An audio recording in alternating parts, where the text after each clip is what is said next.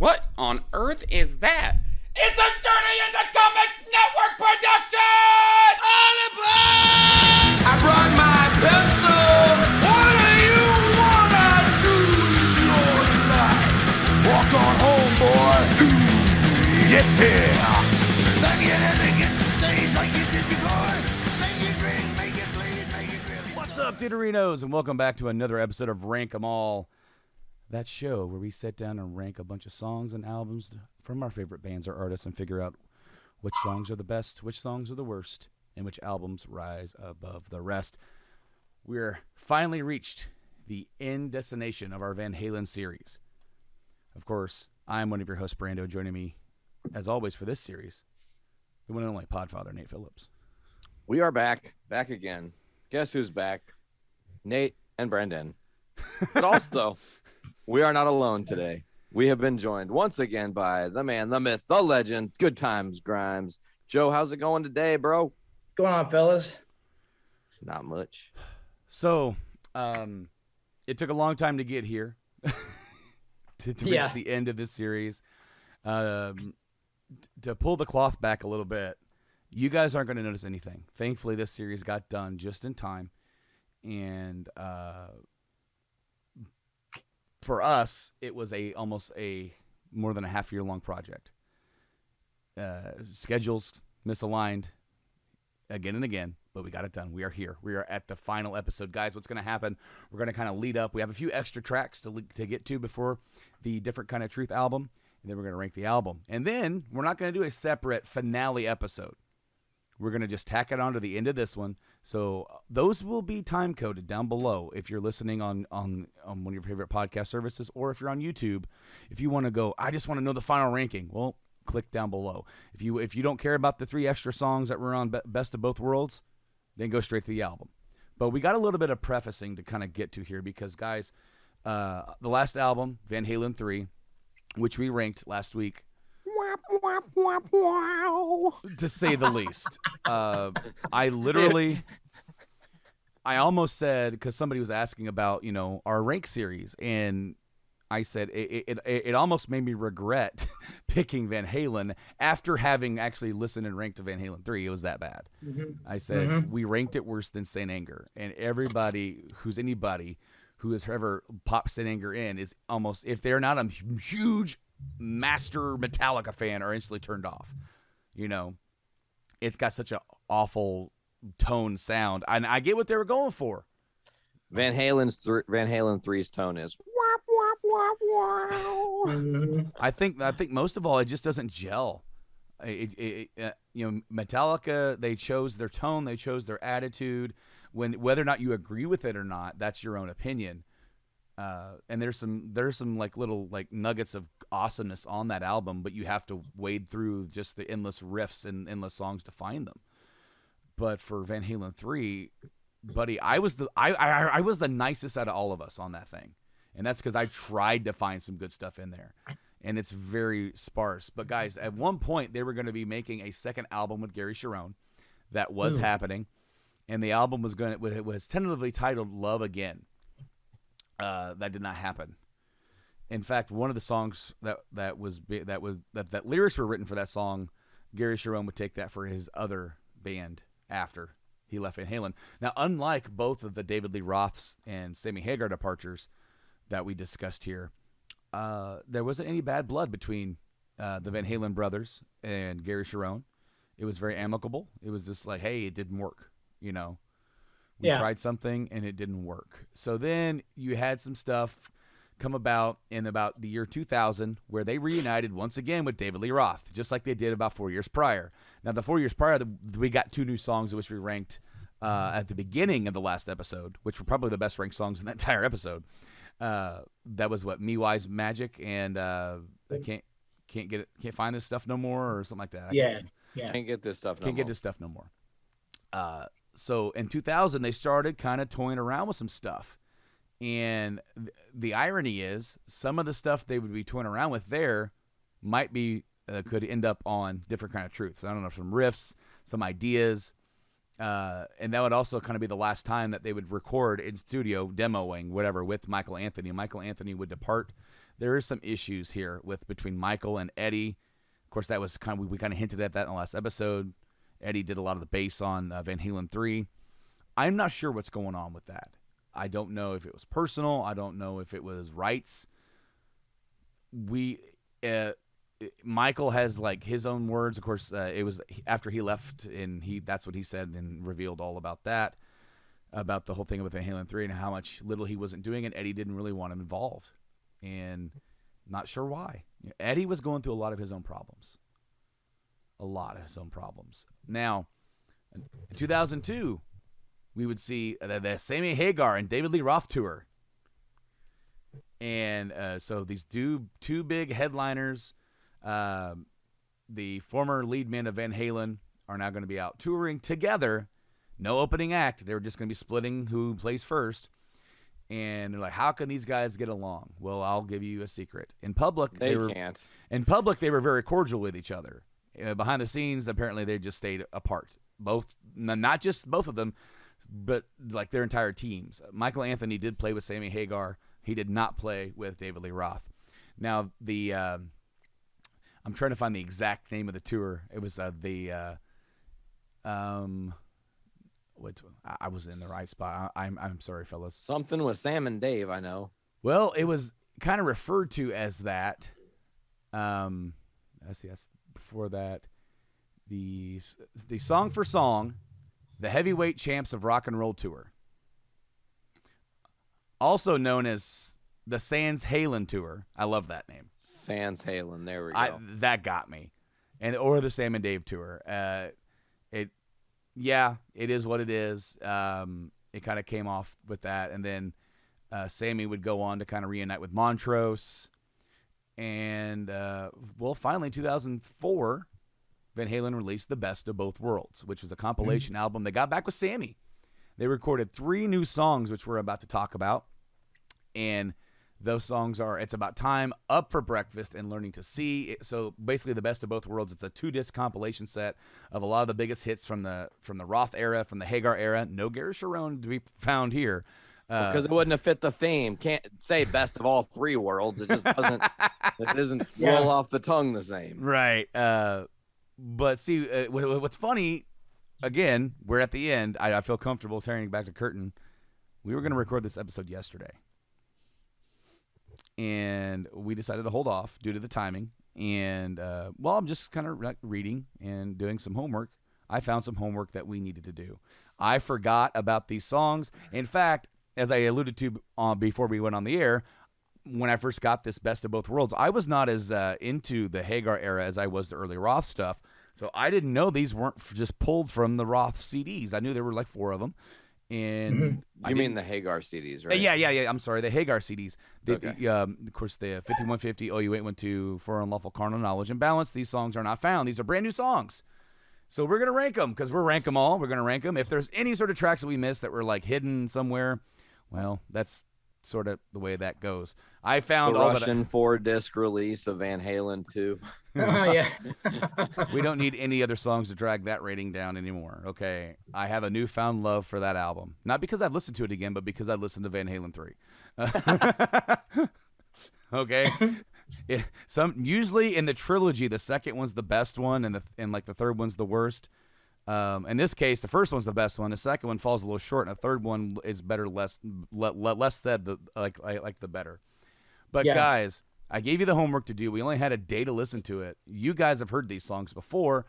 And I've heard them too before, but it's been a long time. But it's about time. What do you guys think about It's About Time? We'll start with Joe. What'd you think about this one? I vaguely remembered this because, like I said, I listened to it so many years ago, and I mean, it's a good song. It's nothing that's all too memorable or anything, but like I don't know, it's good, but there's probably a reason why I forgot about it. I will say that it's really cool that they got back with Sammy here. I don't like to see bad blood. I like it when bands and artists can put their own feelings and move past stuff and get along if there's multiple eras, the Mustaine Metallica feud that never really was. That was really one-sided. That's on and off forever. But then to see that kind of get buried and some cool stuff happen, that's kind of cool. Here it's cool again. Do you know what the intro reminded me of? What? Power Man 5000. Interesting. I don't think I would have put that in there, but okay. The intro reminded me of When Worlds Collide. Okay. And then the rest of the song, that. it was kind of Hagar's version of Panama-ish. Like, not entirely Panama, but had some riffage that was reminiscent of that energy. And the other one I wrote is No Van Halen 3 Detected Here. This was an instant. This was an instant. Wow. All right, here we go. We're back in business. We got some good sounding old Van Halen here. Of course, the lyrics kind of sounded like they were like, "Hey, it's about time we got back to doing what we're doing." It was timely. Nate, what did you think about It's About Time?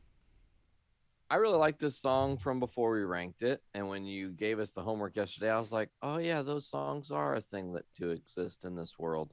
So I was like, okay, I'll just go back through, do a quick once over of these songs. I've heard them several times. Like, I just need to make sure that I can say something about them, obviously. It's About Time. I think one of the things that, while it's cool that Sammy's returning to the band, it kind of sounds like a little return to that old Van Halen form here, starting to kind of, and we're going to talk on that later too, but this is them, again, no VH3 detected, is you really saying they went back to sounding how they used to sound when they made any other album.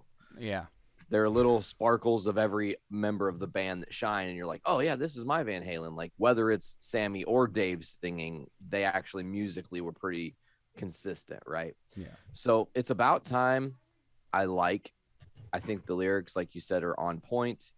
My favorite part about the whole song, though, is the drums. I think Alex just crushes in this song, and it's understated because there's a lot of other things going on. But he's keeping a lot of cool beats and rhythms throughout that song that are really, really fun and intricate to jam along to. Just to jump into the ranking right out the gate, I gave this bad boy a 7. 7. How about you, Joe? 6.5. 6.5. I gave it a 7.25. Kind of all in that range there. And I also want everybody to know that there's only one song from two of us that got anywhere close to a 7 on Van Halen 3, and it was the instrumental opening. And also that was the highest that anybody gave anything on that one. So here we are, we're back with Sammy, and while maybe not as good as that intro on the last one, it's already way better. The next song, I don't have a lot to say about it. It's called Up for Breakfast. I wrote Double Entendre Fest. Holy crap. Yeah. This song is nothing but a double entendre. It kind of reminds me of anything that Here Come the Mummies would do, but maybe not as silly. But it's a neat little riffy song and has a really awesome, dirty bass tone at the end as they're going out of it. That's all I got for it. We'll start with Nate this time. Just a line. Cherries on bananas. I have nothing. I like the song. It is, you kind of hit it with it is a double entendre fest. It is a little silly, but it's, again, what are we going back to? Mm-hmm. Van Halen taking their silliness very seriously. Yeah. And they can't take a fuck. Exactly. Yep. And another great example of a fun song that's like, it kind of makes me wish they would have just fucking did a whole album here. Like, you're 2 in. And these first 2, I'm like, okay, like, give me the other 7 or 8 songs you're going to do on this one. Obviously, we don't get that. But, yeah, I really do enjoy Up for Breakfast. Joe, what about you, man?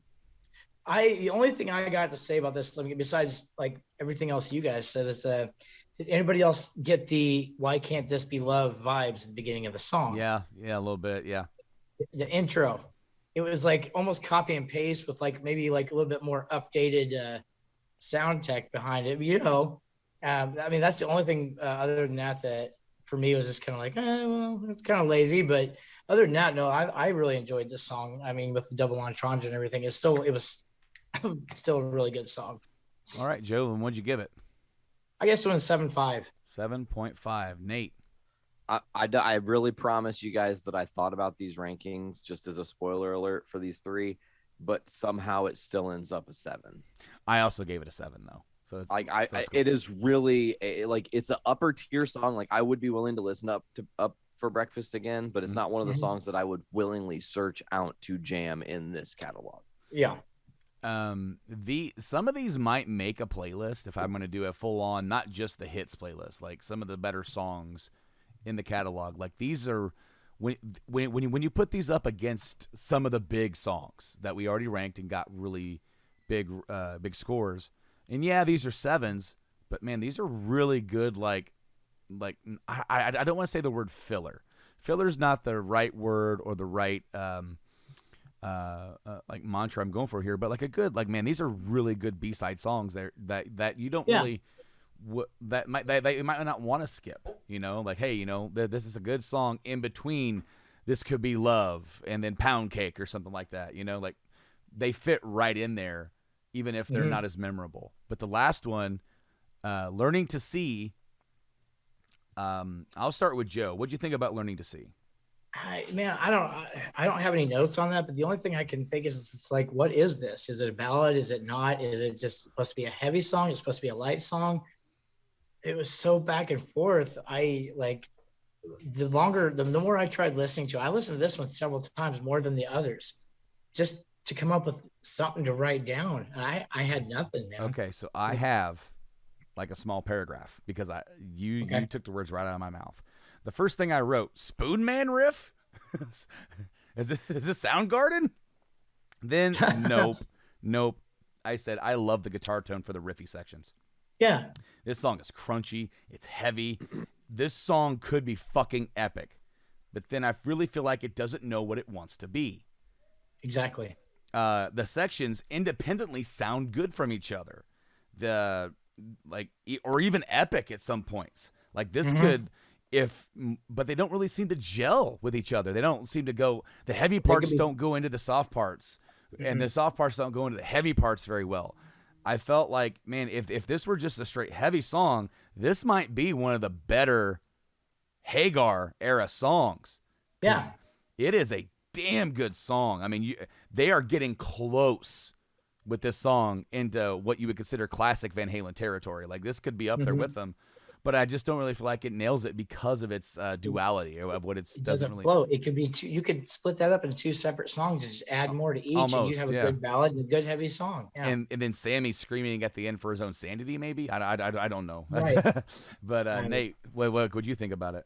So you nailed it about the riffs and the chunkiness, right? And it actually, in saying that, sparked my memory to think about a song off of For Unlawful Carnal Knowledge that I said the exact same thing that I have my thoughts on this. So I went back and looked at the notes. I'm going to read note for note what I said, and it's identical to how I'm feeling.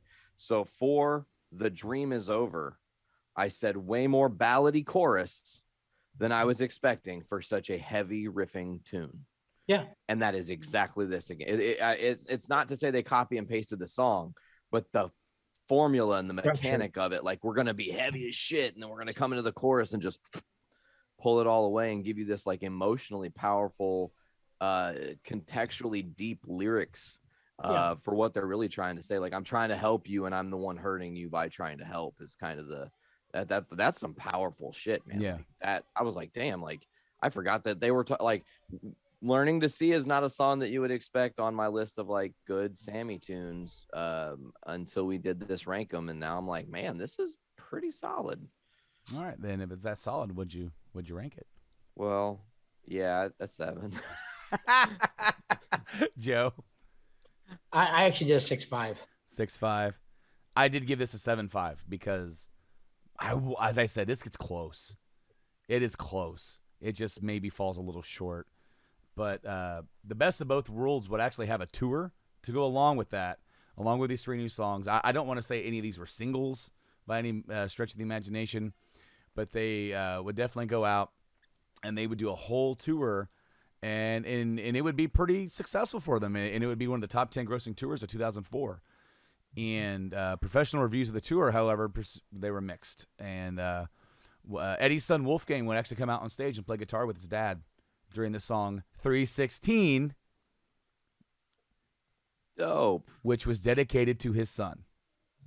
Okay. I didn't know that when I said that back then. I took that based all upon feel, like, because that's the instrumental where it's like really soft and just mellow and everything. And also, Wolfgang's birthday is March 16th. I was gonna ask. I was kind of figured. However, this is where Eddie's problems really came to the surface with his drinking, and yeah, it caused a lot of problems. Yeah. And Eddie would end up going to rehab, and that is why he and his brother both missed the Rock and Roll Hall of Fame induction in January of 2007. Eddie was in rehab. Kids out there being kids right now, just apologize if you guys can hear that. That's that is the world we live in for recording this on a Saturday morning, fellas. Screams and when we were growing up, we had Saturday morning cartoons. Now we have Saturday morning children's screams. Children's screams, and then having to correct a child. So if you hear any yelling, I do apologize. Kids are kids and they're rough. So according with Velvet Revolver did play. Because the only two members who actually showed up for the Van Halen induction were Sammy Hagar and Michael Anthony.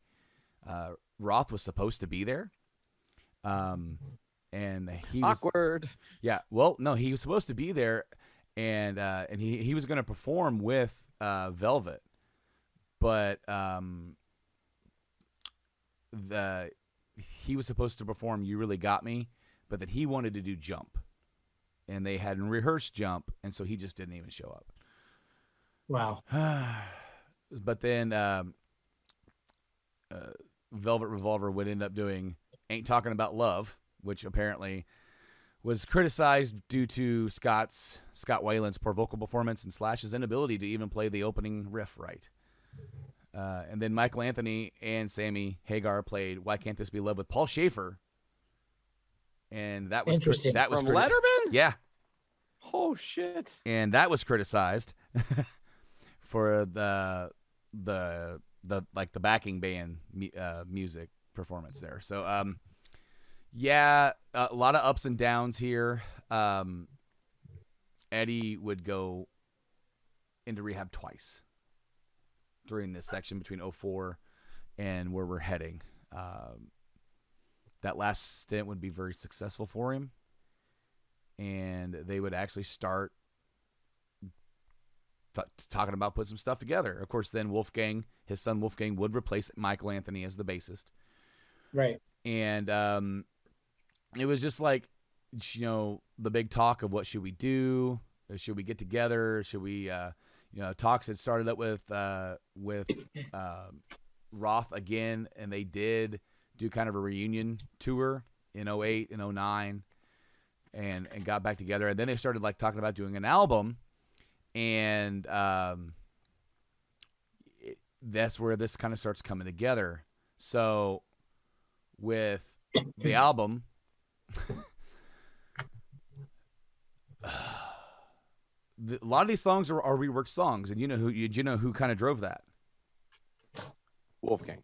Yeah. So originally it was going Eddie was hesitant to do brand new songs with Roth after the 3 songs that were done with Sammy, because apparently they weren't really received very well. They were received well by us here on the show, well enough to receive almost 7s across the board, but I guess they wanted something better, and wasn't really too after Wolfgang became enthusiastic about recording a new album, Eddie's opinions changed, and then Wolfgang found a bunch of some unreleased demos and brought them to Alex and Eddie to rework and refine.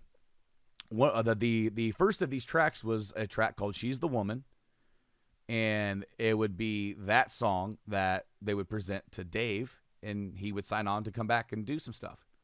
Got him excited about it. Because she's the woman. She's the woman. She's the woman.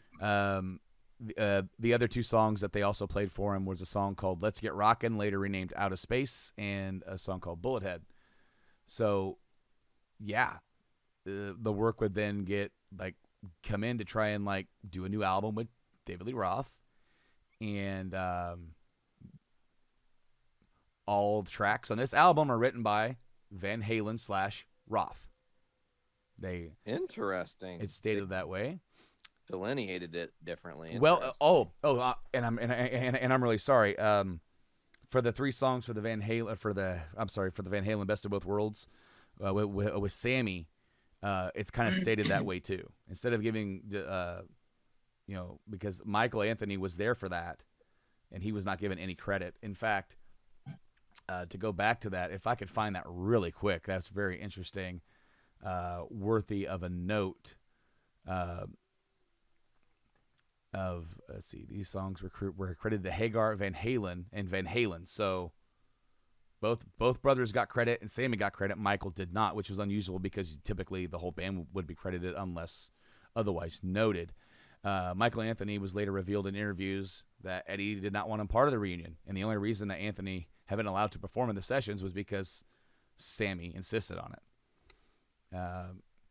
However, Eddie played the bass parts himself on these songs, just like VH3. Again, some weird kind of vibe stuff going on. I don't know what's going on. It seems personal. Something's going on here, and we don't ever really get any true anything from Eddie about it.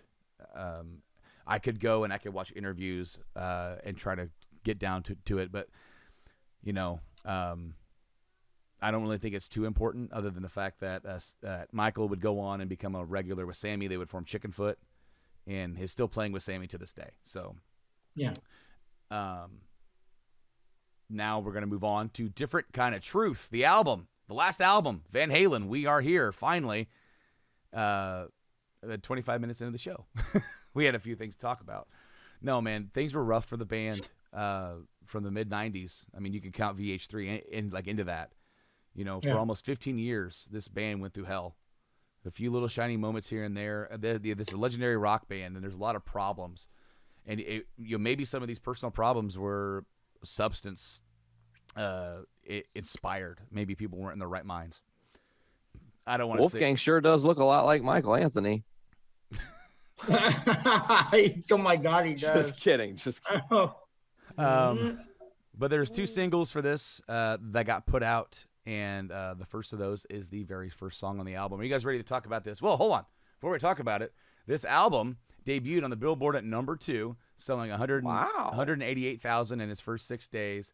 And by the end of 2012, had sold 411,000. Of course, by this point, the entire music industry has entirely changed. Album sales are not what they used to be. Your first week sales are not what they used to be. They didn't hit 1 million in a week. They're not. You're not going to do that for almost anybody. Not even the mighty Metallica can do that. Not even Miley Cyrus can do that. Not even Justin Bieber. Some of these biggest names that are in pop music can do that. It's just not possible. Why? When you could just stream it. That's what everybody thinks now. And it's like this weird factual. You know what? It's fucked up because I think, and maybe this isn't the best spot to go off on my shoebox or whatever, but when we were younger and the digital thing was starting, like iPods and stuff, I think we were all like, man, CDs can never be replaced. Like, there's no way. And now it's like weird to me because artists can just post a singular track through the internet and it never gets released on a CD. Yep. But it's the most popular shit they've ever done, but you can't find it in their discography. And that's unique and interesting because it shows that soccer moms and biker dudes and fucking little kids and all kinds of people are using the Spotify's and the Apple Musics to listen to their choices of music. Yeah. And it's like, now it's kind of just like, okay, well, this is how it's going to be. Like, it gets it to the people faster.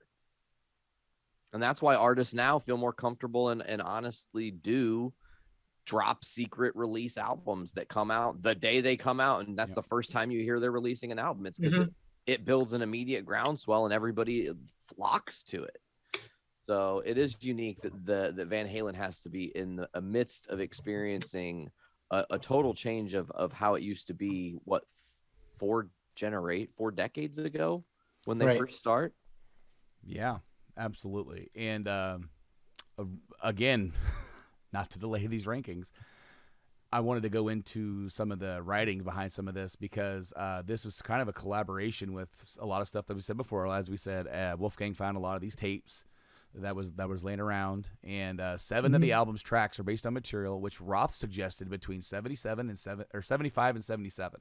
So the earliest days, even predating the first album. While Eddie indicated that others had been composed when he was still in high school and even junior high, with some riffs that were been around that long. Blood and Fire dates back to 1984. An instrumental version of the song titled Ripley appeared in Eddie's score for the film The Wildlife. The original title had been inspired by the Ripley guitar Eddie used on the demo. He sent that guitar back to Steve Ripley for repair so that it could be used on the album version. So a lot of cool things coming in. David Lee Roth rewrote the lyrics from most of the tracks. He wanted to incorporate a point of view from his current personal life. He declared that all music is autobiographic, particularly when it's not meant to be, adding that retooling the songs, there's a body of new that meets halfway there, and I think it's a very colorful sense. So he definitely he didn't want to just sing the lyrics that might have been written 30 years prior that no longer maybe pertain to where he is in his current state of mind. So pretty cool and wise. I see, as weird and eclectic as David Lee Roth is, I've always thought that he's very weirdly wise. Man, and you know what? You can honestly, and I know this is jumping past this album, but his interview on Joe Rogan, I know some people are going to flack on Joe Rogan and shit, but like David Lee Roth is amazing to hear just talk and tell his story and his experience through this all. So after you guys have listened to this Rank 'Em All series and you've listened to us chat about Roth, definitely, if you haven't, go watch that interview. Just mainly, if you don't like Joe Rogan, ignore anything he asks. Just listen to Roth tell stories, because that part's amazing. Yeah, really quick here. Only the lead single, Tattoo, contains a synthesizer, which was played by Roth. The other two songs, You and Your Blues and As Is, have a processed guitar that sounds like synth. Roth also performs acoustic guitar for the song, for the intro of the intro of Stay Frosty, a song he had written, which was rearranged by Wolfgang and is reminiscent of an older song we're going to talk about when we get there. And so it's like a really weird amalgamation. When I want to be honest, when I first heard this album, I didn't like it. I was coming off of Black Sabbath's 13 and thought that was amazing. I thought it was so cool that after, in 1979, the last album that they did with Ozzy, they're coming in and it sounds like Sabbath with a better production. It sounds like Ozzy's back. When I got this, it wasn't, I don't know, as good as I was expecting. Maybe I was expecting 1984 again. Maybe I was expecting 5150 again. And we didn't get that. We got more of that 70s vibe here. Yeah. And I'll be honest with you, not to spoil my own ranks, but I think a lot of this 70s vibe that they do here on this album is better than the 70s vibe they did back in the 70s. I think it's more refined. I think there's less filler. I think there's less misses here. Because back then, as we'll talk about when we get to the final ranks here and we revisit some of these album ranks, there were some songs like, this is a really good song, and then there's like a miss, and then there's a miss, and then there's a hidden gem, and then there's a hit, and then there's another miss. I don't feel like anything on this album really misses, even if it's not really 100% like a great tune. Right. I don't feel like it falls into Van Halen 3 territory. I don't feel like it falls into some of the misses. Maybe we were a little too critical of some of these songs back then, but it is what it is. They're ranked, and that's how it's going to be. We're not going to re-rank anything. We are here, though. Tattoo, the very first song, is the first single released, and this was an old song that they actually performed back in the day, and they brought it back around. Tattoo. I'm going to start with Joe because I remember we were talking. We've had conversations even before we even started this project about this Van Halen album and how you really didn't care for Tattoo. I'm interested to hear what you have to say now.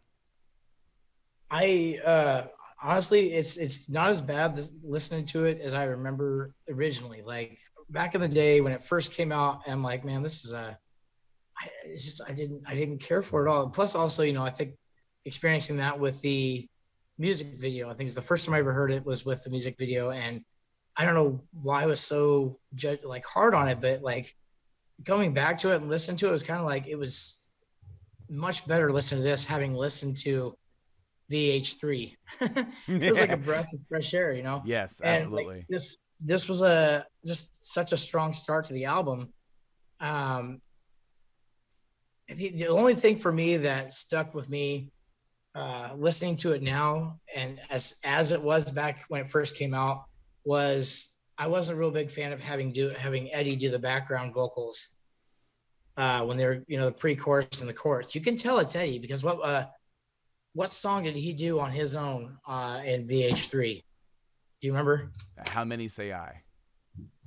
So that with that scratchiness and that of his voice, you can tell it's Eddie. Yeah. And that's the only thing for me that kind of, it didn't kill the song, but it just kind of like, well, I don't think they really needed his background vocals in there to put the song over. It was good as is, you know? How about you, Nate? Okay, so for Tattoo, here are some of my thoughts. I said, and this is funny because I didn't know when we came into this any of the history of how the music came to be. So let me just be blatantly oblivious here when I write musically a return to old Van Halen. There we Because go. it quite literally was a return to the old Yeah. Van Halen. Keeping some of the Sammy era vibes, though. It's not all refined 70s and 80s Van Halen. It has some of that modern Van Hagar to it. The lyrics are basic but catchy. This is kind of the last thing I said about this one. Overall, I like Tattoo. I gave it a 7.25. Nate, Tattoo, 7.25. Joe, 7.75. 7.5. I gave it an 8. I listened to this album when I was mowing the yard. On my first, just like Joe said, coming into it after VH3. Oh my God, what are we gonna get? And I'm like, all right, here we go, Tattoo, and I had so much fun listening to this album. I gave it an 8. The next song is the second and last single. She's the Woman was released as a single, and as I said before, She's the Woman was one of the first songs that Wolfgang kind of reworked, and along with his dad and uncle, and they showed it to Dave, and Dave's like, hey, that sounds pretty cool. I can honestly tell you, after Tattoo, listening to this album, I don't recall a lot of the rest of it. I gave it a listen. Yeah. I might have gave it a second listen, but I don't remember a lot of it. I love the energy on She's the Woman. I don't like the intro until I heard it live at the Live in Tokyo. The energy on that live version made me like it, and I forgave it completely. Because that guess who's also playing on that? Wolfgang. Simultaneously? Listen to it. Shit. It's got some cool stuff going on here. Wolfgang brings it on this album. Yeah, he does. That's another thing. I was not even just talking about Tattoo. Is just I wasn't excited about having a new bass player on like one album. Yeah, I felt like for the longest time that he didn't fit the persona of Van Halen. I'm like, that's I think one of the issues I have with Tattoo's music video is he doesn't look Van Halen. You know what I mean? Yeah, because he's not. But, I mean, he's younger. He's like he's definitely newer. But man, he freaking killed it, man. That some of the crap I liked on this album was mainly because of Wolfgang. Go listen to Wolfgang's interview with Howard Stern last November, and of course that's very timely, and because of Eddie's death last year. That's a very good interview with Wolfgang. But Joe, what did you think about? Actually, no, we'll go to Nate. Nate, what do you think about She's the Woman? She's the woman. She's the woman. Does this not remind you of like the early? The energy, the style, where like the chorus is not super wordy or catchy. It doesn't need to be. But carry on. I'm sorry that I interrupted. Oh, it's okay. I just wanted to say that the only note I really had for this, while I liked the song quite a bit, and it definitely kept the energy of track one and like keeping my interest in the overall album. Dave just does not sound as good as he used to, and obviously time is a thing. But in ranking these, we have to be real and notice that it's starting to show. And I'll make another note of that in the next song where I really noticed something that I don't know if I want to tell you guys, just because it'll change your listening ear the next time you hear these songs. But She's the Woman was all right. Joe, what are your thoughts? This is like, for me, when we were just talking about Wolfgang, this is, I think, the first song on the album that I really noticed Wolfgang's skills. He's got some pretty sick bass fills he's showing off on here, and it just, from that point on, that's actually kind of what triggered my ears just to keep listening for the bass. And I had to listen to this several times because I'm picking out one specific thing. I'm losing everything else in the song, but just because of how drivey the song was, and just, oh my God, Eddie killing it on the solos on the bridge, and then plus Wolfgang killing the bass, man. It just drove it home for me, man. Excellent song. I really liked it. Would you rank it? I gave this one a 7.75. 0.75 as well. And Nate, what'd you give She's the Woman? 7. 7. I gave this one an 8 as well. I really, really dig it. The next song, I don't have a ton to say about it. Nate does, and we'll get there. But also, so does Joe. It's going to be very interesting to hear what you both have to say. You and Your Blues, I thought there's some really good, just old, like, man. It's weird to say that it's a breath of fresh air, but it's like a breath of old air. It's like here's an old breath of fresh air. It's almost like if you have like a mason jar from the 80s or from the 70s that you just kind of like waved in the air and sealed up, and then you open it back up and then you smell it like the dude in Spaceballs taking a whiff from his air can.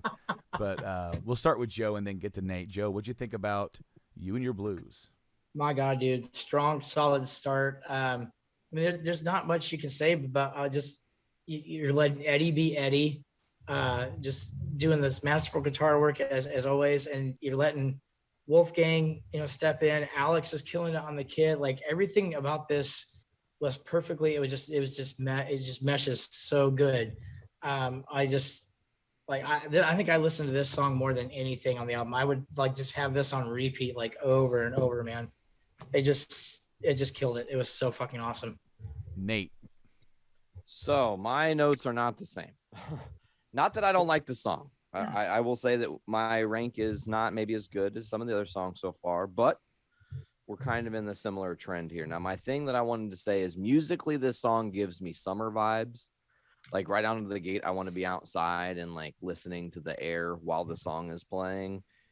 But, and this is the thing I've been nervous to share with you guys, I noticed that David Lee Roth is no longer the singer of Van Halen in this song because he was replaced by Paul Stanley. He sounds just like Paul Stanley in this song, and I can't unhear it. Kiss was one of my first favorite bands, so I really know that tone and that kind of raspiness that Paul gets into, and I've never heard it before on anything Van Halen has done until the last song and this song. And the last song I'm trying to figure out on She's the Woman, what is it about these lyrics that I'm not liking? And it wasn't the lyrics. It was in him starting to kind of get that Paul sheen that I was like, oh, that's what's going on. So then when I listened to you and Your Blues, I was like, that's what it is. He sounds like fucking Paul Stanley. So interesting.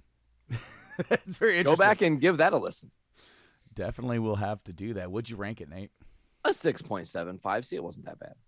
And Joe? This one's an 8.5. 8.5 for Joe, and I gave it a 7.5. I liked it. The next song is Chinatown. Very interesting. This is on the live in Tokyo as well. This song. And then I said, I don't really dig the vocals on this track. But man, the music energy is staying consistent between the songs. And there's some awesome guitar work. Let me just flat out and say, Eddie's guitar work, whether it's the riffs, whether he's soloing and going nuts, this is some of his best work, arguably, since 5150. even though OU812 is there, even though Carnal Knowledge is there, Balance is some stuff. Consistent across this album. This is old school Eddie Van Halen. Yes. And that is awesome because we all know how much of an awesome guitar player he is, how much of a guitar icon he is. And to know that they did a lot of different stuff, they tried a lot of different sounds, and here we are across this whole album. Even if there's I mean, every single song has something.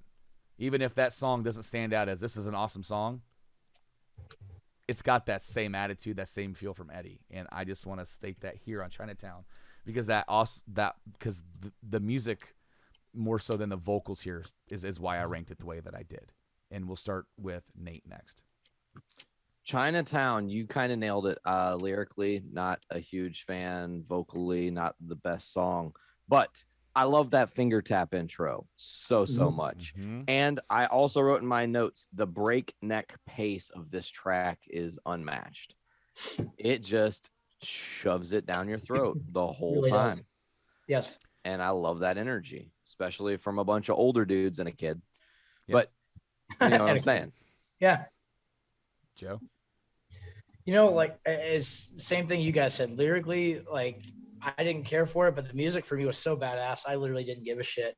I mean, like I felt like this song finally, like Alex is released out of his cage, you know, and he could show what he can do still at his age.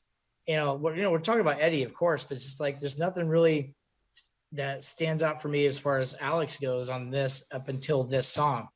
And he's just fucking berserk. Wolfgang yet again, like kicks it, you know, kills it. And like I said, lyrically, not great, but it's just so badass. Everything else around in this song, I take the lyrics, throw them away. I don't care. This song was really, really good. Would you rank it? I guess an 8.75. 7.5. Nate? 7. I gave it a 6.75. The next track is Blood and Fire. That's one of the ones that was said that came from, what year was that? 80 something, right? 85, right? Did I say 85? I don't really remember. I thought it was 84. That was a couple of paragraphs ago. But it's very funny because, as I said, I read all this stuff yesterday, right? Right. And normally I don't read a whole lot coming into it. If there's something interesting to say, I'll read it right before we're getting ready to go on the air, and that's about it. But so this song, Blood and Fire, I wrote 5150 feel. Okay.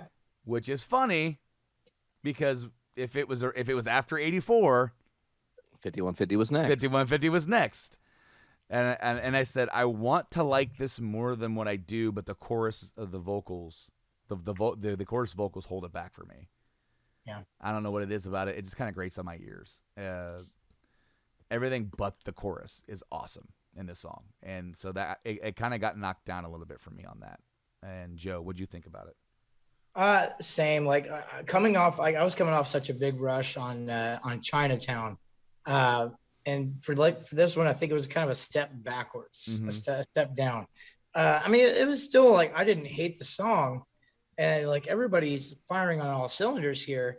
But it's just, like I said, coming off of Chinatown, it kind of let me down a little bit.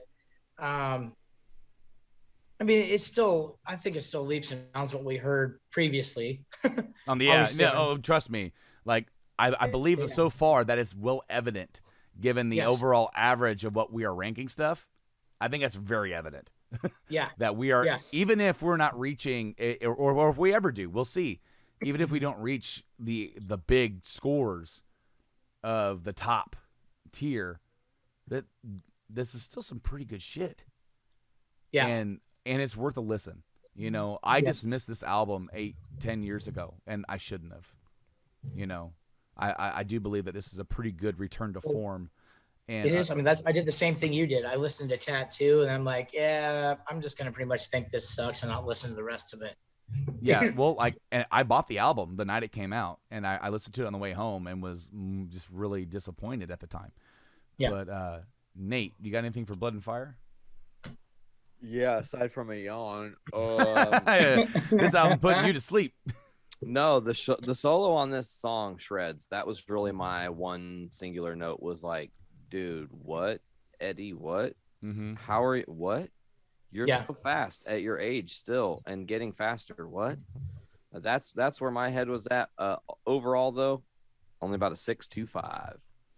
6.25 from Nate and Joe. What'd you give Blood and Fire? 6.5. 6.5. I gave it a 6.75. Right there. Right about, yeah. Right about in the same spot. I kind of feel like in some cases, as I said, I'm being a little generous with some of these rankings, just simply because the music and Eddie's work is so great. Even if the vocals don't really, like as I said, if the vocals were a little bit better in Blood and Fire, it probably would have got closer to like the 7.75 area. But I had to knock it a little bit for that. The next track, Bullet Head, one of the songs that got Dave to come back. It's got great energy, but it doesn't really get past that, unfortunately for me. And Bullet Head is the song where the album title is said. Different Kind of Truth. In like the pre-chorus part 2. Yeah. So it's like that's all I got for this one. I don't remember who's next. Who wants to? Nate, you go. I have no notes. Okay, Joe, then you go. I really did not like this song, per se. Joe, do you have any notes? I just got one thing. It just kind of felt like a mess. Nice. Just kind of didn't hit the mark. It's got energy, but that's about it. Joe, would you rank it? 4 or 5. 4 or 5. That's a dip. Nate, straight up 6. 6. I gave it a 6.5. As I said, I dig the energy, and that's about it. But as the next one, Alex comes in with a really weird count. Is he just being silly? Up, dip, Oh yeah. dip, do. And this song is down-tuned and Saint Angry. That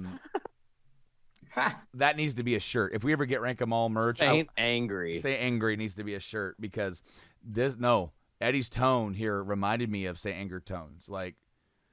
But it doesn't really stay there. The tone shifts to a more of a soft with the raw, with the David Lee Roth talkie vibes.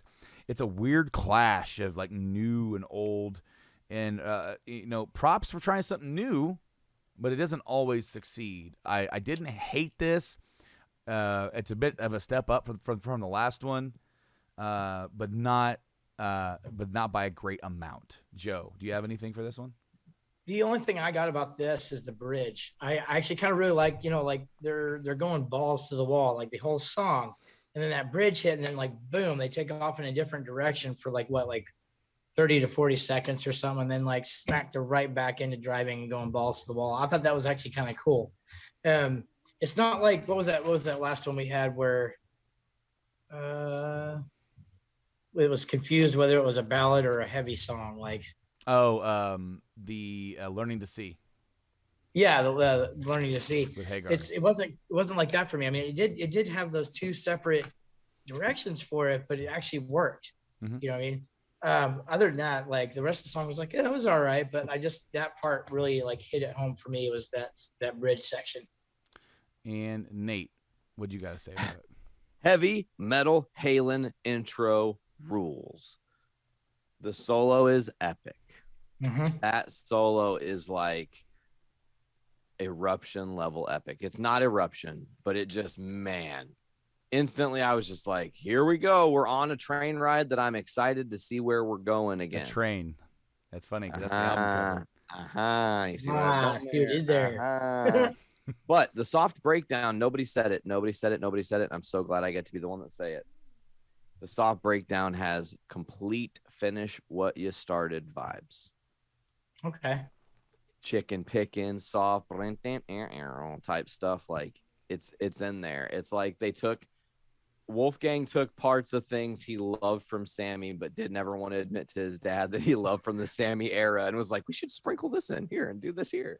It's like add a little synthy here, So yeah, I dug it. I thought this song, to spoil it for you, was the best on the album. Oh, cool. What'd you rank it? An 8.75. Wow. 8.75. What about you, Joe? 8.75. Ho ho ho! Brando. Earth to Brando, what did you give it? If you say 8.75, I might flip the desk. 8.75. Ah, nice.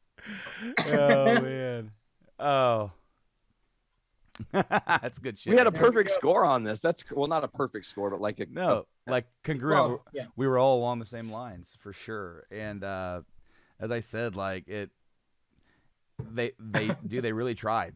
They really tried for something. This was like the one song on here, as you said, even though it's got some hints of older stuff, it's got a new flavor. You know, it's close. It's close to that classicness, but you know, we'll have to see if it holds up. Up next, Honey Baby Sweetie Doll, all one word. The intro was very Tom Morello. Rage Against the Machine, Audio Slave. And it's heavy, but the vocals don't match the tone of the song. Nope. I'm gonna spoil it for you. This is my least favorite song on the album. So coming from probably what is like obviously at this point our highest rated song on the album, to me one that might actually sneak into our top 10. By the way, it might sneak in. I'll have to run the numbers right when we're done. We'll have to see. But it might get close. It might not. But Honey Baby Sweetie Doll. Who's next? Who wants to go next? I don't care. I just had one thing. The guitar work in this song really, really, really shines for me. Like, that's really the only thing I kept going back to is, God, the guitar is so nice in this song. Joe. My first and only thought coming off the intro of this song is that, fucking hell, it's another Strung Out Part 2. Like, legit. It's better sounding than Strung Out, and it actually goes somewhere. Definitely, yeah. If Strung Out would have sounded terrible but turned into a cool song, I wouldn't have been so mad about it.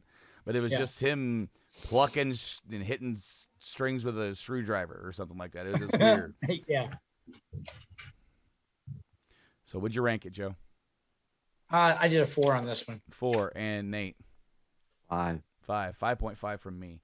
The next song, The Trouble with Never. It's funny because I wrote, even a song that kind of misses the mark on this album is points higher than Van Halen 3. Passable. Great guitar work. That's all I have.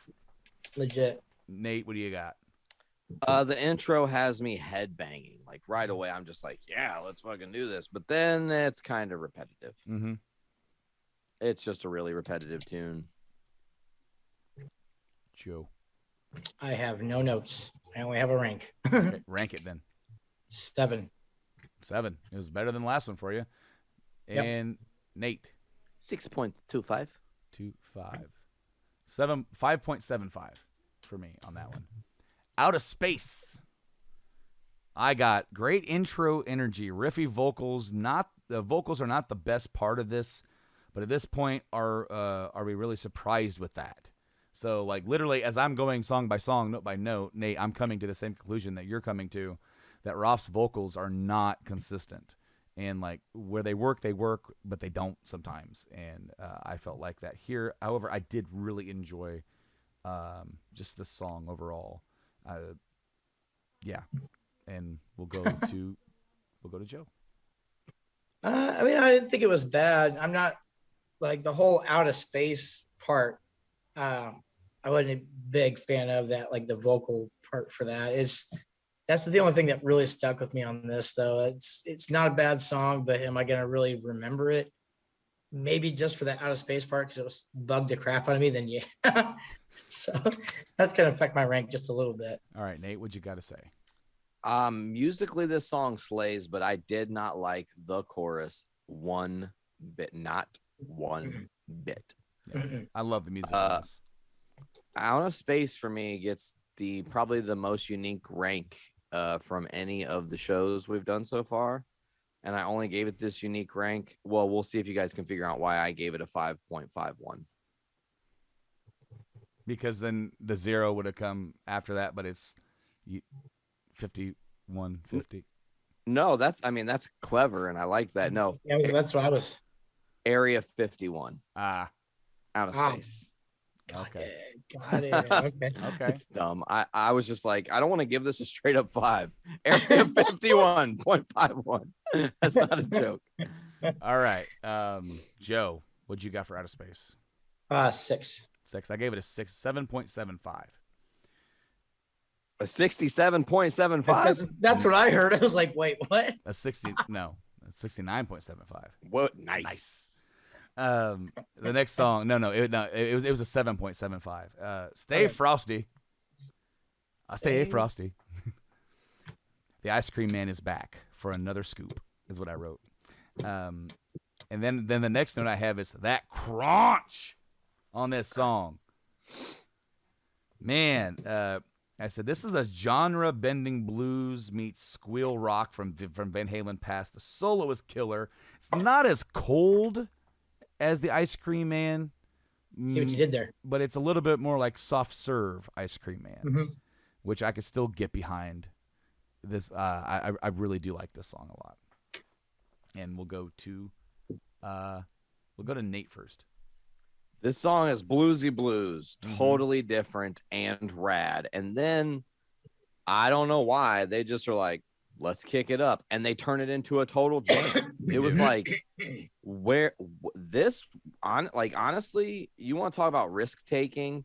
If you would have put this at the start of the album, you would have had people clamoring for how great this is, because it would have started off like, okay, what are they doing with this like kind of Ice Cream Man? Like they're maybe returning to the old school Van Halen, and then they just pivot, burp, just whop. So yeah, I liked it quite a bit. And then Joe. I actually had to look back to the first Van Halen and see what I gave Ice Cream Man, because I know it wasn't my favorite. That's when I first started to hear this one. And it's a cover. Right. So this is kind of them revisiting that idea, but doing their own spin on it, which is kind of cool. Modern, that's pretty cool. But go ahead. Yeah. Well, I just like, I'm like, oh, I was kind of at first I was kind of disappointed. I'm like, oh crap, like felt like I was gonna have to force myself to listen to another song, but I just was gonna have to muscle through. Because I think Ice Cream Man, I think I gave it like a 6.5 back in the day, but then like as it kept going, oh my god, it was so much better. Like when it got heavier, it was freaking ridiculous. I was another one of those ones I had to keep playing on repeat, just couldn't get enough of. Dude, this was badass. All right, then what'd you rank it, Joe? Dude, I gave this one an 8.5. 8.5. Nate. Stay Frosty. 8. 8. I also gave this one an 8. Big River is the next song. And what did Nate, I think you said it earlier, like did Wolfgang just go find a bunch of cool stuff that he liked from Van Halen past and decided to try and revisit it? Because is this not Running with the Devil? Yeah. Bass line and riffs. Not exact, but it's a callback. Yep. Buddy. Yes. And this is where I originally wrote the note that along with that callback, this album contains some of Eddie's best riffs and playing, solo-wise, composition-wise, since 5150. And that's a hill that I will die on. Even if the overall album ranking on this one doesn't rank as high as maybe an OU 812 or a Carnal Knowledge, I feel like Eddie's playing here Or is 84. better. Well, hey, 84 might be a little inflated, but I think we can. We're gonna call that Joe-flated. It might be deflated, but I can honestly see that 84 probably still would have been number one, even without that.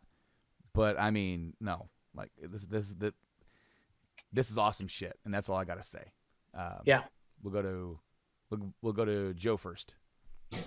I mean, yeah, you said basically, I was gonna say like very Michael Anthony vibes with Wolfgang here, the Running with the Devil and everything.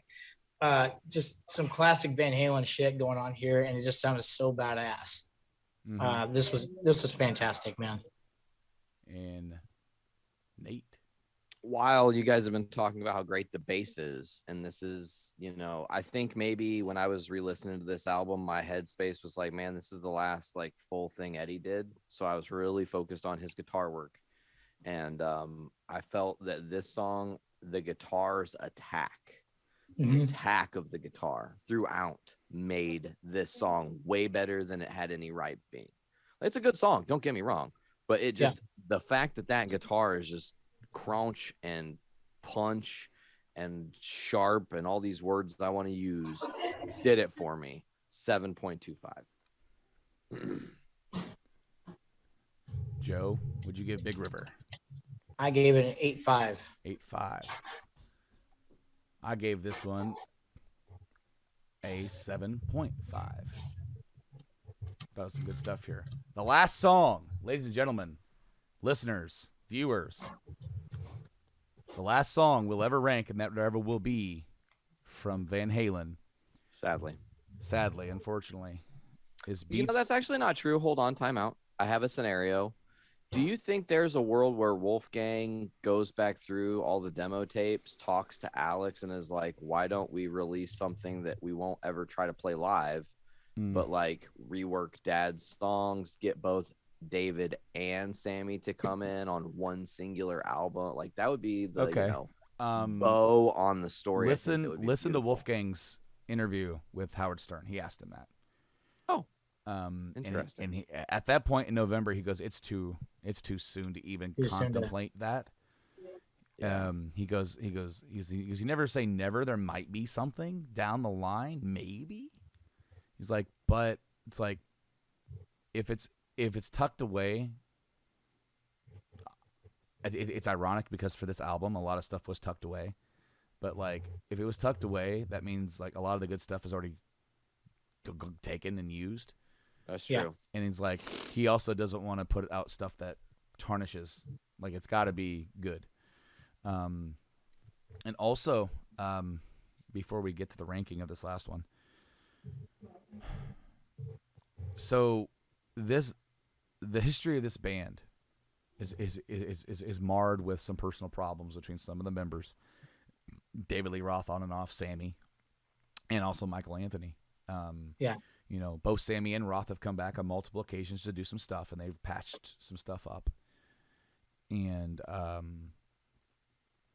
you know, there was even before, I guess, this album came out, after they did Best of Both Worlds, when they asked Sammy, whatever, it's like, would you ever go back to Van Halen? He goes, I don't know what's going on. He's like, I'm not sure what the status is. He goes, but I think they need to reunite with Dave first before we do anything. Yeah. That was Sammy's take. And then, of course, Sammy was hopeful for one day. He goes, it'd be really cool to have like a Sam and Dave tour with the other half. And then, spoiler alert, before Eddie got sick, Wolfgang was pitching to Eddie to do a big, epic all-star tour. That would include Sammy, Dave, Gary Cherone, and Michael Anthony. All coming back to do eras, like play everything from the best of the best, not of just both worlds, but their entire universe, their entire galaxy. Yeah. But then if Gary's there, also the worst. Well, you know what? I've heard a few songs from them from that era live, and it doesn't sound as bad live as it did. It's still not great, right? Because the subject is the material itself isn't as great. But still, to just acknowledge that, because there's no bad blood with Gary, it just didn't work. You could pick a few songs off there to play live that could probably work. And I will say that Michael Anthony was reached out to, and he knew about it. Yeah. This was in the works, and it was going to be far away. Eddie knew he was sick, and they were going to see what life was like on the other side of this. And it didn't happen. Eddie passed away almost. As of this recording, it's been over a year. Not as we record this, but as this airs, it was in October of 2020. We lost Eddie, and thankfully, Sammy and Eddie had reconnected via text, and they had got on good terms. And Sammy was gutted when he found out Eddie died, because he hadn't heard from him in a little while after they'd reconnected, and he was so glad that he got to, because, you know, he wasn't saying that they were in a really bad place, but they weren't necessarily in a great place either.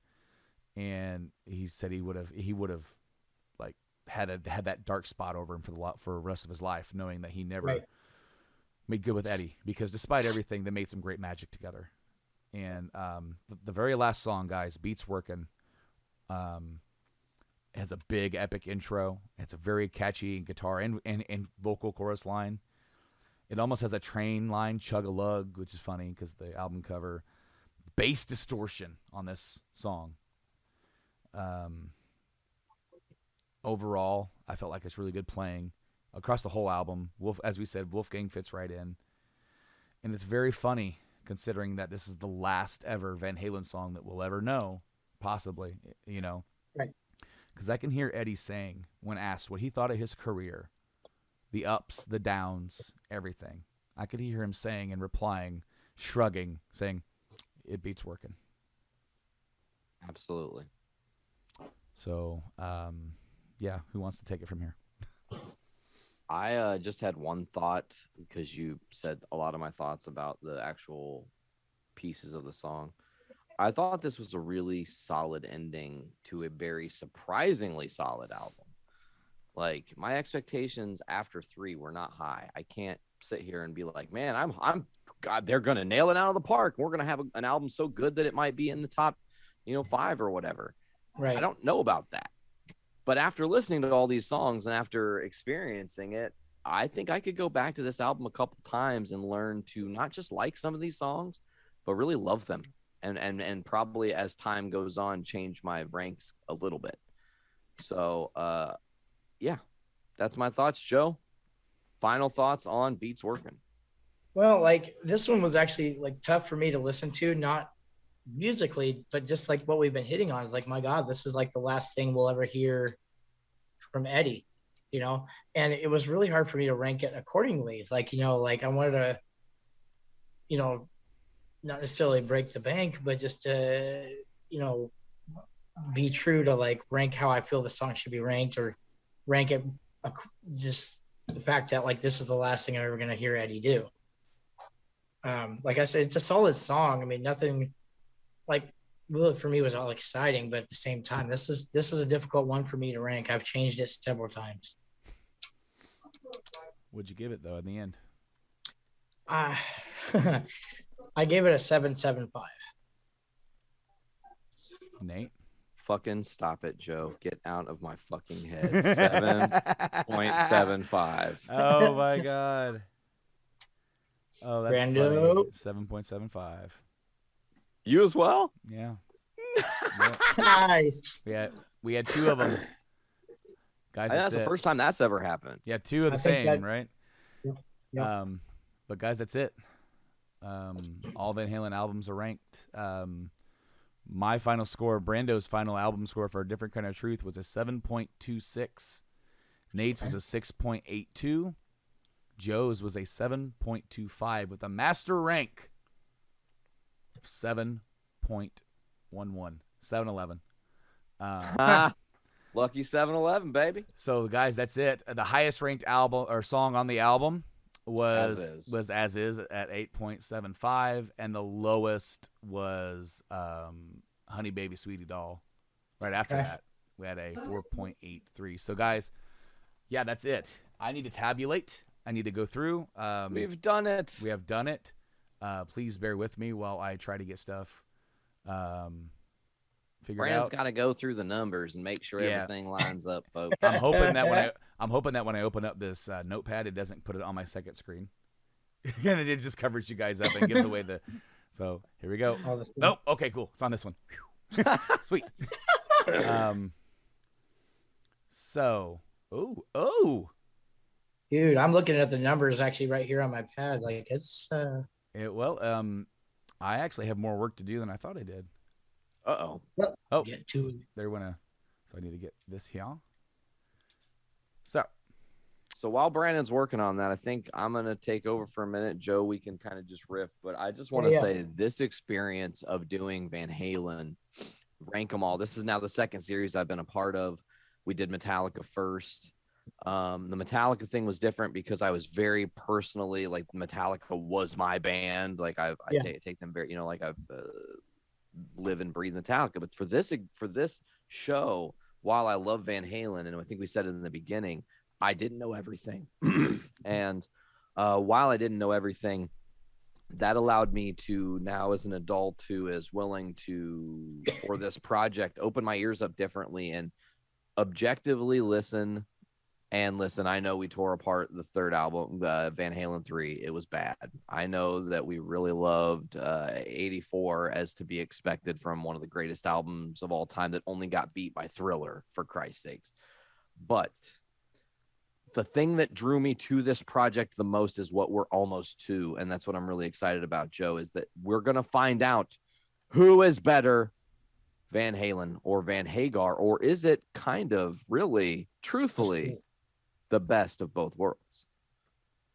So what were your thoughts on this project now that we're at the wrap point? Like, like I've always been, like, I wouldn't consider myself like a huge Van Halen fan, but I've always enjoyed their music, like specific songs from like pieces of different albums. You know what I mean? Like I'm the same. I'm a normal person. I'll put a track or a CD on, and I'll listen to one track, then I'll skip the next two tracks.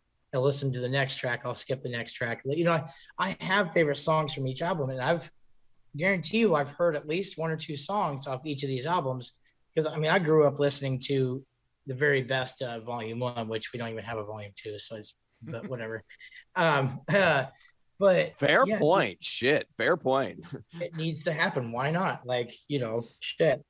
I don't think VH3 will be on there anywhere, but still, it was kind of nice to get to experience everything else.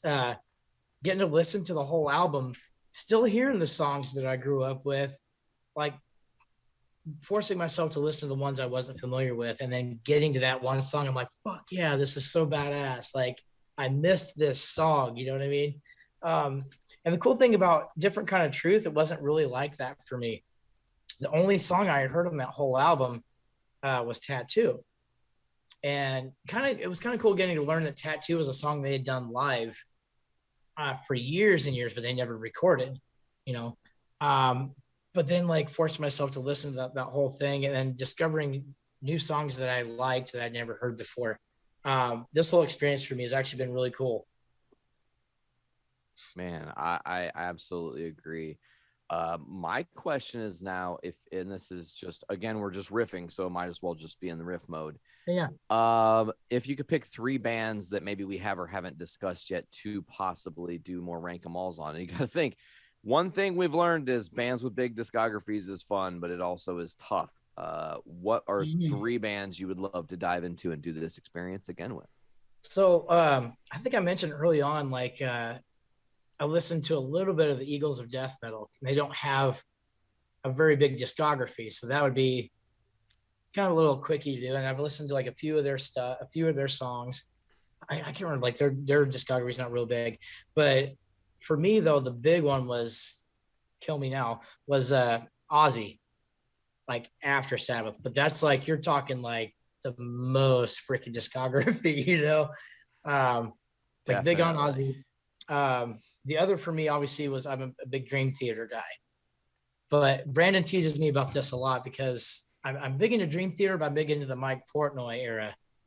And I have actually, and I think he's even sent me songs that I haven't listened to that are post Mike Portnoy era shit after they hired Mike Mangini to drum. I don't know why I have refused to listen to any of it. I'll turn Spotify on and have a Dream Theater station playing. I'm like, oh, that's a cool song. I don't remember hearing that one. Then I'll look into a new one. I'm like, damn it. Not my Dream Theater. The thing is, Joe, it's not like you don't like Mike Mangini. Yeah. It's just that Portnoy was one of the founding members of Dream Theater and a part of their attitude, and without that, there is a part of that is gone. But what I have discovered is that, man, they have found a way to keep it together, and they've been going, and never say never. Hopefully, maybe we'll get some sort of reunion one day, kind of like with Sammy and Dave, and how they got back with Eddie and them, because Portnoy has made nice and he was on the Liquid Tension with Petrucci and that was so Rudis, awesome. God, Jordan that was so Rudis. awesome. So like Like he's almost made nice with almost everybody except for brain working lead singer James LeBrie. Oh, James LeBrie. So maybe one day. Hopefully, because I mean, after that interview he did, when he went an interview, it was just popping off on his Facebook about after Joey died, Jordison, he said, it's like, it's never too late to make amends, and you never know, it's never too late to maybe reunite one day. And I'm like, oh my God, just please, like, I don't care where they would play. If they were tour one more time with Portnoy, I would be there. With that being said, the scores We're there? We are there. We are tabulated. Now, guys, here's how I did this. For Metallica, we did the top 10 songs, the bottom 10 songs, the top 5 covers. If you want to hear the bottom 10 songs, go listen to Van Halen 3. Quite literally. You just, there's some other ones sprinkled in there that probably go into that same category, but I'm not going to bother with that. So what I've done, I did the top 10 Sammy songs, the top 10 David Lee Roth songs, the top 10 overall songs, and then the final album rank. And what I've also done is that, unlike the Metallica where we had a couple of ties, we had a lot more ties this time around. So what I did, because of that, we might have, like Sammy, the top 11 songs, because, buddy, it's a 4-way tie at the end. Oh, wow. So instead of saying here at number 8, here's 4 songs all got number 8. No, what I did instead, guys, I gave them the rank from when they first came out. So rank coming in at number 11 for Sammy Hagar's era of Van Halen, Balu Lithutherium. Wow. 7.83. Number 10, Love Walks In, 7.83. Number 9, The Best of Both Worlds, 7.83. And at number 8, Get Up at 7.83. So that's kind of how I did it this time, guys. Because it wasn't just going to be that. It was going to be more ties after that. I'm like, I'm not going to have like a top 10 Hagar era, and it's like addendum, like with Metallica, we had like 2 songs that tied for number 6. Okay, I can do that. 2 songs that tied for number 4. Okay. 2 songs tied at number 1, and what we did for that, since those were the 2 top tier songs, we ranked them. We on the spot pick one, which one holds up, and then that's what became number 2 and then number 1 respectively. Yeah. So we didn't do that this time. So now at number 7, Sammy Hagar era, Source of Infection, number 8. Or 8, it got an 8. I'm sorry. It's number 7. It got a rank of 8. Number Lots 6. of numbers here. I know. Sorry, guys. Stay with me. Coming in at number 6 for Sammy Hagar, Pound Cake, with a score of 8.3. Number 5 for Sammy Hagar era, Finish What You Started, with a score of 8.5. Number 4 for Sammy Hagar, Why Can't This Be Love, with a score of 8.9.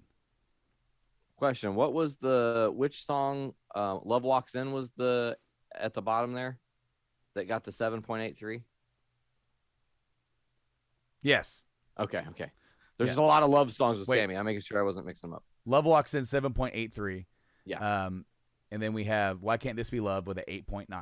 Also tied for an 8.9, but came first, because I'm not doing these ties. We had a lot of ties. At an 8.9, at number 3, Dreams. So Nice. Sammy Hagar, Dreams is the 3rd best song. Number 2, best Sammy Hagar song, Humans Being. Nice. Fuck yeah. 9.25. And the number 1 ranked Sammy Hagar era song right now. Yeah. 9.6. There we go. Nice. Awesome. So there's your Sammy Hagar era top 11. Asterisk. Now, there's some ties. I could go deeper down the line, but I mean, he only did 4 albums, guys. We're not going to sit here and list just the best out of all of them. The top 37. Here we go, guys. The top 10 David Lee Roth era songs. You ready?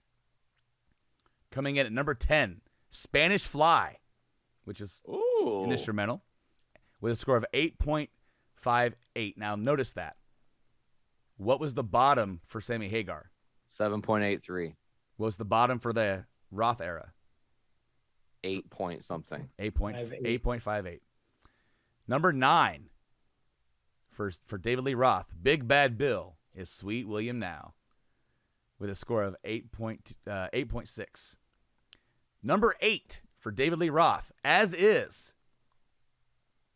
Yeah. Wow. Yeah. Hey. 8.75. That's Nice. what I alluded to earlier. Is like, oh, I got more work to do than I thought, because I had to figure out where that was going to line up. Number 7, David Lee Roth, Girl Gone Bad, 8.9. Number 6 for David Lee Roth is Unchained, and we hit the Nice. ground running with a score of a 9.06. Number 5, we're in the top 5 David Lee Roth songs. I'll Wait, with a score Oh, yeah. with a score of 9.6. Number 4, Hot for Teacher, with a score of 9.83. Number 3, Panama, with a score of 9.91. And number 2 is Jump with 10. And the number one is Eruption with 10. With 10. So now, the debate is not over yet. Which era is better? The top 10 Van Halen songs is really the top 11, because there was a tie. That's amazing. So, hope you're still with me, guys. The number 11th best Van Halen song of all time, according to Rank 'Em All, is Why Can't This Be Love, with an 8.9, tied with number 10, Dreams, at an 8.9. Oh, okay. Then number 9, Girl Gone Bad, at 8.9. Number 8, Unchained, 9.06. Number 7, Humans Being, with a 9.25. Number 6, Right Now, with a score of 9.6. Number 5, I'll Wait, with a score of 9.6. Number 4, Hot for Teacher, 9.83. Number 3, Panama, with a score of 9.91. Number 2, Jump, with a 10. Number 1, Eruption, with a 10. And there's your top. Which means there were 8 David Lee Roth songs in the top 10 and only 3 in the top 10 for. Okay, so we have Why Can't This Be Love, Sammy. Well, Yep. because think about this. Eruption was our first 10. Sammy didn't get a perfect 10 on any song. No, he did not. So there's that line. Eruption is a instrumental featuring just Eddie Van Halen. And a little bit of Alex. Perfect. If you take that song away, scratch it, whoop, then you have the top 10 is Why Can't This Be Love, right? In Dreams, that's both Sammy Hagar, 1, 2. Humans Being, 3. Right Now, 4. And then you have 6. Then you have like Girl Gone Bad, Unchained, Hot for Teacher, Panama, and Jump. And I'll Wait, or whatever, if I said that. So you almost have, it is close. For the top 10, you have, like, Roth has one more song. Damn. But it's then 60-40. But then Sammy didn't get a perfect 10. And his personal top 10, it's lower, was a little bit lower on the rankings. Mm-hmm. So now, guys, And the debate is settled. the debate is settled. Van Halen 3 is the worst album. The end. Yep. Wrap it up.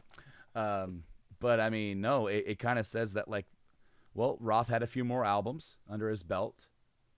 He had 6 from the first run, and then 7 with a different kind of truth, right? And so then there was 7 to Sammy's 4. Sammy held in there pretty good for only having 4 albums, so you got to give him that. So now, guys, the final results. Are you ready?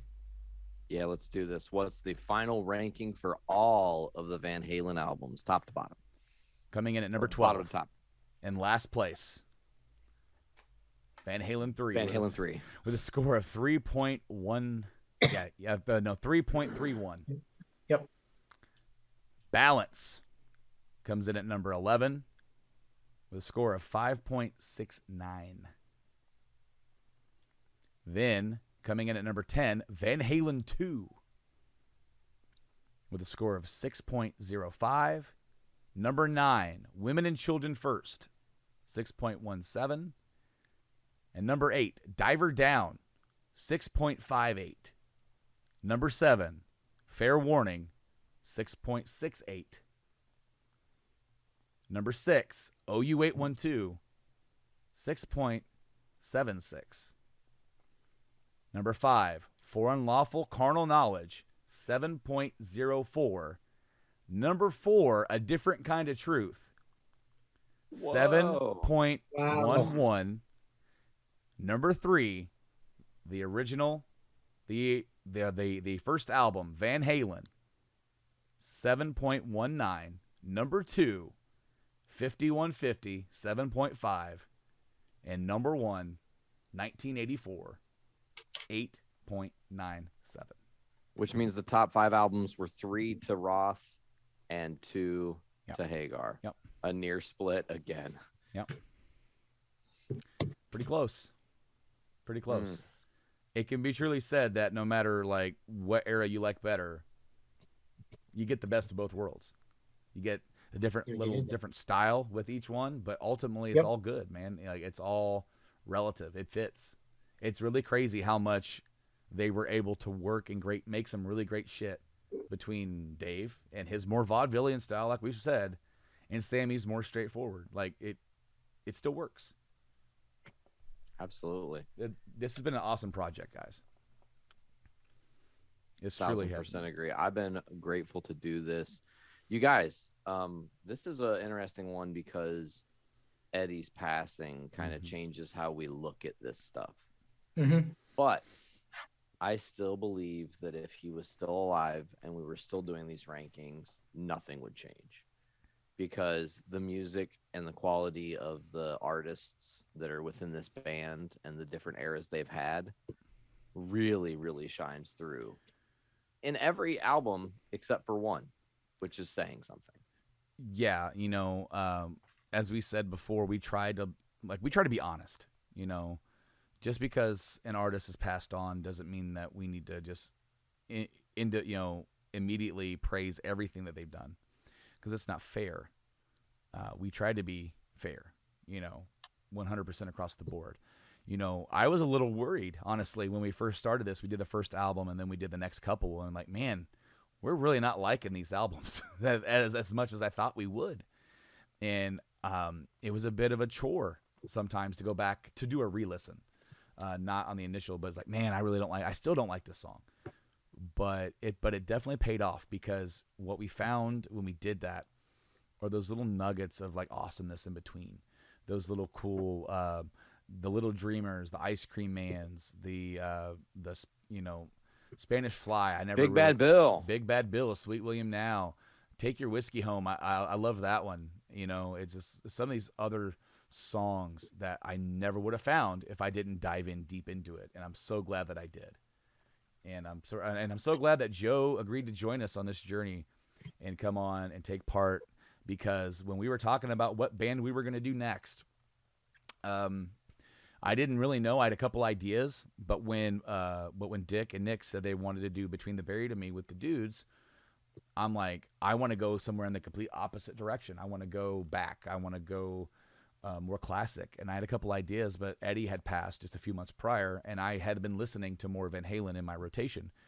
So I asked Nate, would you be interested in doing Van Halen? And I'm like, all right, who could we get for that? And I'm like, maybe Joe would want to do it.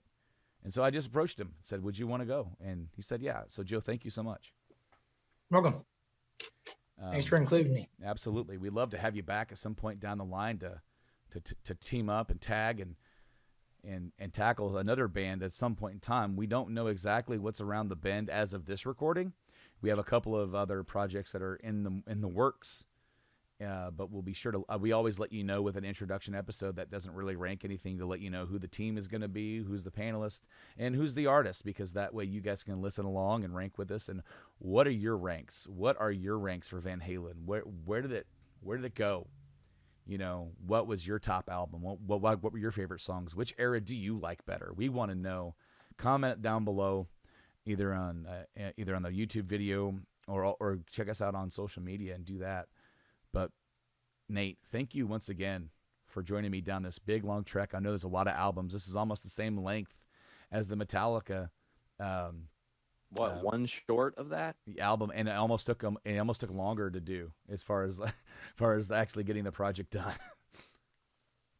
It definitely did, but no, Brando, we set out to rank them all. We will be ranking them all.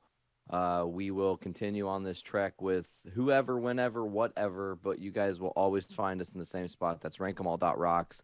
Get us on all the different podcasting platforms: Apple Music, Podbean, Spotify, Stitcher Radio, iHeartRadio, Castbox, TuneIn, Google Podcasts, many others. Just search Rank 'Em All.